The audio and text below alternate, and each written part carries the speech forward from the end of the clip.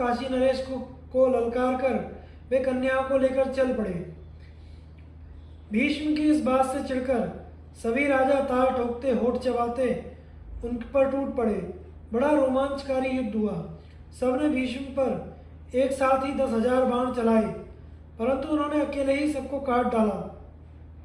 उन्होंने बाणों की बौछार से भीष्म को रोकना चाहा, परंतु भीष्म के सामने किसी की एक ना चली।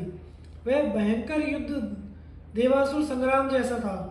भीष्म ने उस युद्ध स्थली में सहस्त्रों धनुष, बाण, ध्वजा, कवच, सिर काट डाले। भीष्म का अलौकिक और अपूर्व हस्तलाघव तथा शक्ति देखकर शत्रु पक्ष के होने पर भी सब उनकी प्रशंसा करने लगे। भीष्म विजयी होकर कन्याओं के साथ हस्तिनापुर लौट आए। वहां उन्होंने तीनों कन्याएं विचित्रवीर्य को समर्पित कर दी और विवाह का आयोजन किया। तो काशी नरेश की बड़ी कन्या अम्बा ने भीष्म से कहा, भीष्म, मैं पहले ही मनी मन राजा शाल्व को पति मान चुकी हूँ। इसमें मेरे पिता की भी सम्मति थी। मैं स्वयंवर में भी उन्हें ही चुनती। आप तो बड़े धर्मज्ञ हैं।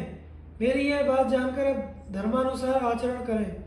भीष्म ने ब्राह्मणों के साथ विचार करके अम्बा को उसके इच्छा अनुसार जाने की अनुमति दे दी और शेष 2 कन्याओं अंबिका और अंबालिका को विचित्रवीर्य के साथ ब्याह दिया।